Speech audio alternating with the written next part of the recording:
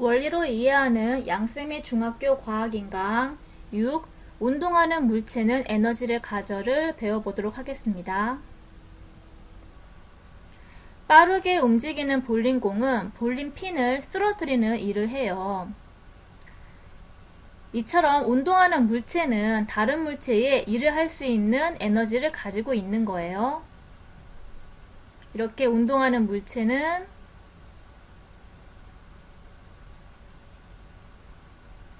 다른 물체에 일을 하는 에너지를 가지고 있는 거죠.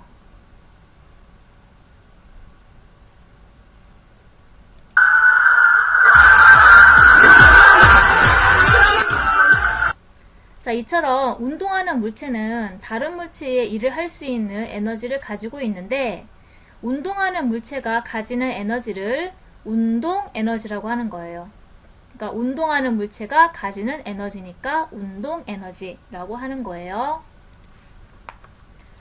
본격적인 수업에 앞서서 수학 시간에 배웠을 비례 반비례 관계를 정리해 보도록 하겠어요. 이런 비례 반비례 관계는 앞으로 계속 물리 공부를 할 때 꼭 필요한 것이기 때문에 지금 정리할 때 잘 기억해 두도록 하세요. y는 xz라고 하는 관계식이 있는데요. 이때 z가 일정한 값일 때 y와 x는 비례관계죠. 그리고 x가 일정한 값일 때 y와 z가 비례관계가 되는 거죠. 자, 예를 들어 볼게요. y는 3x라고 하는 수식이 있다고 해볼게요. 지금 z가 일정할 때의 예를 들어보고 있는 거죠. 자, 그랬을 때 x가 1이면 y는 얼마죠? 3 곱하기 1 해서 3이 되고요. x가 2일 때 y는 3 곱하기 2니까 6이 되고요. x가 3일 때 y는 3 곱하기 3이니까 9가 되겠죠. 자, 그럼 이때 x가 2배 증가하죠. x가 1에서 2로 2배 증가할 때 y가 3에서 6으로 2배 증가해요. 그리고 x가 1에서 3으로 3배 증가하면 y는 3에서 9로 3배 증가해요. 다시 얘기하면 이 z값이 일정한 값일 때 바로 y와 x가 비례관계이다는 것을 알 수가 있는 거죠. 자, 이번에는 y는 xz의 관계식에서 y가 일정한 값일 때에는 이 x와 z는 반비례 관계예요. 예를 들어 볼게요. 자, 6은 xz, y가 6으로 일정하다라고 하고 식을 세운 거예요. 그때 x가 1이면 z는 6이 되죠.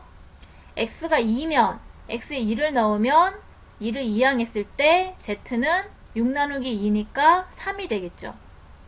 자, x가 3이면 여기 3 넣으면 3을 이항시키면 z는 6 나누기 3이니까 z가 2가 되겠죠. 자, 그랬을 때 x가 1에서 2로 2배가 되면 z는 6에서 3으로 2분의 1배가 되고요. x가 1에서 3으로 3배가 될 때 z는 6에서 2로 3분의 1배가 되겠죠. 다시 얘기하면 y값이 일정할 때 x랑 z는 반비례 관계가 되는 것을 확인할 수 있어요. 그러면 최종 정리를 해보면요. 자, 식이 앞으로 이런 식으로 계속 나올 건데요. 그때 y와 x는 z가 일정할 때 y와 x는 비례 관계예요. 그리고 y와 z도 x가 일정하면 y와 z가 비례 관계예요. 그런데 x와 z는 그쵸? y가 일정할 때 x와 z는 반비례 관계라는 거예요. 그러니까 등호를 기준으로 했을 때 이렇게와 이렇게는 비례 관계고 등호 뒤에 있는 이 두 개는 반비례 관계이다. 이런 식으로 기억을 해두면 되는 거예요. 운동 에너지의 크기는 무엇에 따라서 달라지는지 알아보는 실험을 해볼게요.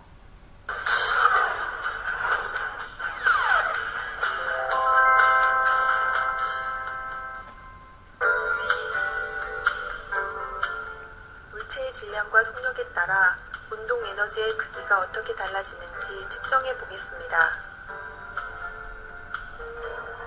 운동 에너지와 물체의 질량 관계를 알아보겠습니다. 수레에 각각 추를 올려 질량이 추를 올리지 않은 수레의 2배, 3배가 되게 합니다.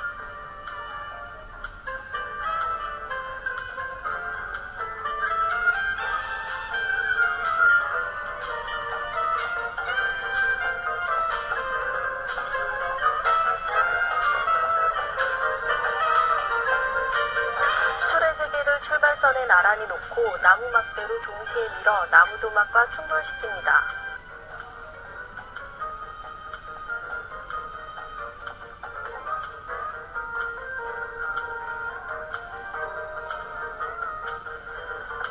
수레가 나무 도막을 밀고 간 거리를 측정하여 표에 기록합니다.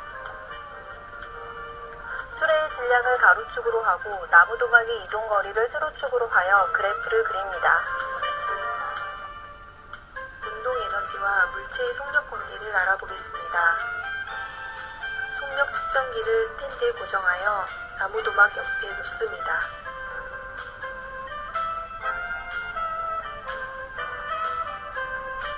속력 측정기를 작동하고 수레를 밀어 수레가 속력 측정기의 센서를 통과하여 나무 도막과 충돌하게 합니다. 여기 보면 속력 측정기에 4개의 다리가 있는데요. 여기 안쪽 부분, 다리의 안쪽 부분에 감지기가 있어요. 그래서 수레 여기 부분 있죠?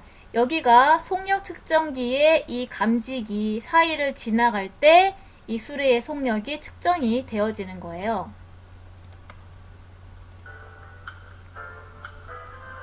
수레의 속력을 변화시키면서 수레의 속력과 나무 도막의 이동 거리를 측정하여 표에 기록합니다. 수레의 속력의 제곱을 가로축, 나무 도막의 이동 거리를 세로축으로 하여 그래프를 그립니다. 자, 수레가 정지해 있던 나무 도막과 충돌을 하면 수레는 나무 도막을 밀면서 일정한 거리를 이동한 다음에 정지를 하게 돼요. 이때 움직이는 수레가 가진 운동 에너지가 나무 도막을 이동시키는 일을 했잖아요. 다시 얘기하면 수레의 운동 에너지는 나무 도막을 이동시키는 일로 전환된 거죠. 그래서 수레의 운동 에너지랑 나무 도막이 이동한 일은 같은 값이 되는 거예요. 정리를 하면 수레의 운동 에너지는 수레가 나무 도막을 이동시킬 때 한 일의 양과 같은 값이란 얘기고요. 그러면 이 수레가 한 일의 양은 나무 도막을 미는 힘 곱하기 나무 도막의 이동 거리잖아요. 그런데 지금 이 나무 도막을 미는 힘이랑 나무 도막이 이 바닥과의 그 마찰력 있죠? 이것이 같은 힘이잖아요. 그래서 나무 도막을 미는 힘이랑 나무 도막을 받는 마찰력이 같은 힘이니까 결과적으로 수레의 운동 에너지는 나무 도막이 받는 마찰력 곱하기 나무 도막의 이동거리, 마찰력 곱하기 이동거리, 이것이 수레의 운동 에너지랑 같은 값이라는 얘기예요. 자, 첫 번째 실험에서 이 3개의 수레를 가지고 실험을 했는데 이때 나무 도막의 무게가 똑같고요. 접촉면의 거치기가 같기 때문에 나무 도막이 받는 마찰력은 셋 다 똑같아요. 그러면 우리 아까 했던 식 있죠? 수레의 운동 에너지는 나무 도막이 받는 마찰력 곱하기 나무 도막의 이동거리와 같다라고 얘기했는데 이때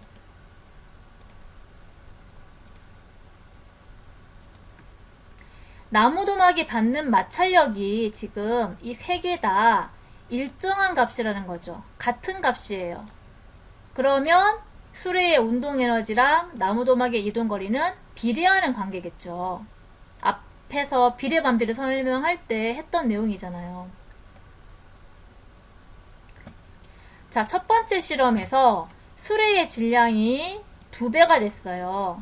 2배가 됐죠. 그때 이렇게 수레와 충돌해서 나무 도막이 이동하는데 이동 거리가 2배가 되죠. 2배가 되죠.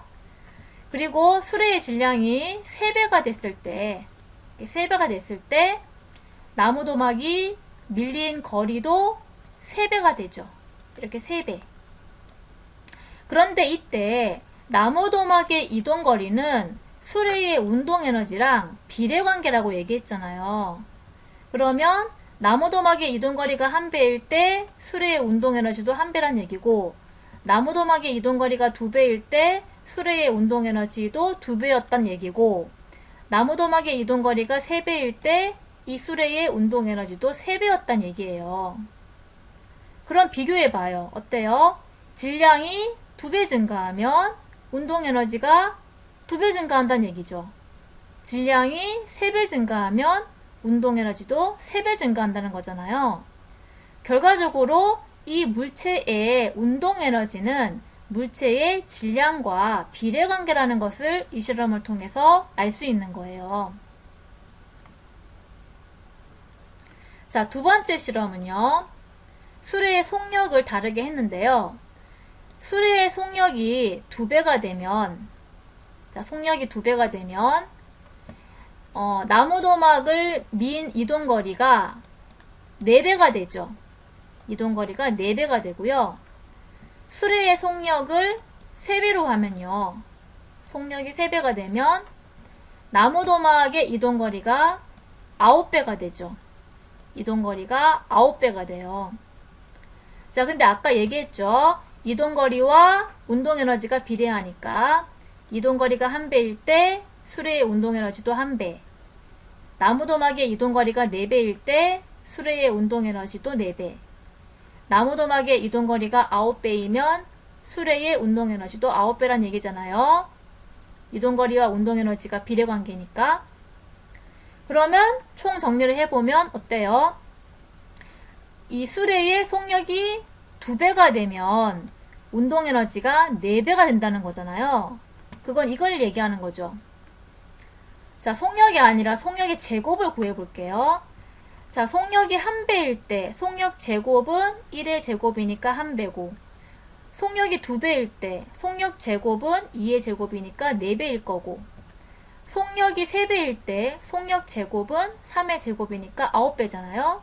그럼 이제 운동에너지가 이렇게, 자, 운동에너지가 이렇게 4배가 될 때 속력 제곱도 4배가 되는 거죠. 그리고 운동에너지가 9배가 될 때 속력 제곱이 9배가 되는 거잖아요. 결과적으로 운동에너지는 속력 제곱과 비례관계인 것을 이 실험을 통해서 알 수 있는 거예요. 자, 그래서 정리를 해보면 물체의 질량이 2배가 되면 운동에너지가 2배가 되고, 물체의 질량이 3배가 되면, 그러니까 물체의 운동에너지가 3배가 된다. 그러면 어때요? 물체의 질량과 물체의 운동에너지는 결국 비례관계라는 거고요. 이거를 그래프로 그리면 가로축을 질량, 세로축을 운동에너지라고 했을 때 서로 비례관계일 때 원점을 지나는 직선 그래프가 그려지게 되죠. 그래서 이런 그래프가 그려지게 되고요. 그러니까 이 그래프는 속력은 일정할 때 운동에너지가 질량에 비례한다는 그래프인 거죠. 자, 두 번째 실험에서는요. 속력의 제곱이 2배가 됐을 때 물체의 운동에너지가 2배가 된 거였고요. 그 물체 속력의 제곱이 3배가 됐을 때 물체의 운동에너지가 3배가 되어서 물체의 속력 제곱이랑 물체의 운동에너지가 비례관계다. 이렇게 정리할 수 있는 거고요. 그래프로 그려보면 질량이 일정할 때 결국 운동에너지는 속력 제곱에 비례한다. 그래서 원점을 지나는 직선 그래프가 그려지게 된다는 거예요. 자, 그래서 정리를 한 거예요. 이게 비례한다는 기호죠. 운동에너지는 질량에 비례하고 운동에너지는 속력의 제곱에 비례한다는 거예요. 자, 그러면 질량과 속력을 다 바꿔볼게요. 자, 만약에 물체의 질량이 2배가 되고 속력의 제곱이 3배가 됐어요. 그러면 그 물체의 운동에너지는 몇 배가 될까요? 2 곱하기 3 해서 6배가 되겠죠. 따라서 운동 에너지는 질량 곱하기 속력 제곱에 비례하는 관계라는 걸 알 수가 있어요. 자, 그런데 이게 비례하는 관계지 운동 에너지가 질량 곱하기 속력 제곱이랑 같다는 얘기는 아니에요. 그래서 우리가 식을 세울 때 이렇게 세우게 돼요. 자, 만약에 질량이 mkg인 물체가 있는데, 자, 이 m은 뭐냐면 그 질량을 영어로 mass라고 하는데 그 첫 글자 m을 질량의 기호로 사용하거든요. 그래서 m을 쓴 거고요. 이 물체가 속력 v m/초로 운동을 하고 있을 때 이 물체는 운동을 하고 있으니까 운동 에너지를 갖고 있겠죠. 그때 운동 에너지의 값이 얼마인지를 이 수식으로 계산을 할 수가 있다는 거예요. 자, 그럼 수식을 보면 운동 에너지는 아까 얘기했듯이 질량 곱하기 속력 제곱의 비례 관계거든요. 근데 이게 이제 같은 값이 되려면 2분의 1을 곱해줘야 돼요. 이게 왜 그런지는 고등학교 가서 배우면 돼요. 자, 그래서 결과적으로 자, 어떻게 식을 정리할 수 있냐면, 자, 운동 에너지는 기호로 우선 에너지는 첫 글자가 E니까 기호 E 쓰는 거고요. 그 다음에 운동의라고 하는 게 키네틱이거든요. 그러면 첫 글자가 K니까 여기 아래 첨자로 K를 써주면 돼요. 그래서 운동 에너지의 기호는 EK이고요. 운동 에너지는 2분의 1 곱하기 질량 M 곱하기 속력 V의 제곱. 이렇게 식을 만들 수가 있고요. 이 식을 외워서 문제 풀 때 사용해 줘야 돼요. 정리를 하면 이 운동하는 물체가 가지고 있는 운동 에너지 EK 값은 2분의 1 mv 제곱이다. 이렇게 정리를 할 수가 있겠어요. 자, 그러면 프린트 정리를 해볼게요. 운동 에너지 크기를 측정하는 실험을 했는데 이 실험에서 일정하게 유지했던 값이 뭐였냐면 그 세 개의 수레를 가지고 이제 측정을 했잖아요. 그때 그 수레가 나무도막이랑 충돌하면서 나무도막이 이동한 거리를 측정을 했는데 나무도막이 받는 마찰력은 같은 값이었죠. 이게 일정해야지 그 수레의 운동 에너지랑 나무도막이 이동하는 거리가 비례관계가 되는 거잖아요. 자, 그랬을 때 수레가 가지고 있는 운동 에너지는 수레가 나무도막을 민 그 1이랑 같은 값이었고 이 1의 값은 나무도막이 받는 마찰력 곱하기 나무도막의 이동거리랑 같은 값이었잖아요. 그렇죠? 자, 그랬을 때 이제 실험을 두 가지를 했었죠. 두 가지를 했을 때 수레의 질량이랑 나무도막이 밀려난 거리가 비례관계였다는 거죠. 근데 나무도막이 밀려난 거리는 운동에너지랑 비례관계니까 결과적으로 속력이 같다면 운동에너지는 이 수레의 질량에 비례하는 관계다 는 것이 첫 번째 실험의 결과였고요. 두 번째 실험의 결과는 수레의 속력의 제곱이 나무도막이 밀려난 거리랑 비례관계였죠. 근데 나무도막이 밀려난 거리는 운동에너지랑 또 비례하니까 결과적으로 운동에너지는 이거 수레의 속력 제곱에 비례하는 관계다. 물론 그 수레의 질량이 같을 때를 얘기하는 거죠. 그래서 이런 관계를 찾아낸 게 그 실험의 목적이었고요. 그래서 결과적으로 운동에너지의 크기를 구하는 공식을 만들어냈죠. 운동에너지는 질량 곱하기 속력 제곱에 비례하는데 앞에 2분의 1을 곱해줘야 된다. 그래서 운동에너지 EK는 2분의 1 mv제곱이다 라는 식이 만들어진 거고요. 그래서 계산한 운동에너지 값에다가 단위를 붙이겠죠. 근데 운동에너지는 에너지니까 에너지 단위인 줄을 사용해주면 되는 거예요. 자, 그러면 이제 운동에너지에 대한 내용은 다 마쳤고요. 자, 운동에너지와 관련된 실험을 하나 볼게요. 하늘까지 솟아라 슈퍼볼 로켓이라고 하는 실험이고요. 간단한 실험에서도 알 수 있듯이 야구공은 다른 공들에 비해서 튀어오르는 높이가 낮다는 것을 알 수 있다. 이번 실험에서 필요한 것은 야구공과 농구공. 야구공을 올려놓고 야구공과 농구공을 동시에 떨어뜨리는 것이다. 농구공 위에 올린 야구공은 지난 실험과 다르게 높이 올라가는 것을 확인할 수가 있는데, 자, 이 농구공과 야구공을 두 공을 같이 떨어뜨리게 되면 농구공이 떨어져서 튕길 때 농구공의 운동 에너지가 야구공을 미는 일로 전환되는 거예요. 그럼 야구공은 농구공이 밀어주는 일을 받으니까 야구공의 운동 에너지가 증가하겠죠. 그래서 야구공의 속력이 엄청 크게 증가해서 높이 튀어오르게 되는 거예요. 여기까지 수업을 마치겠습니다.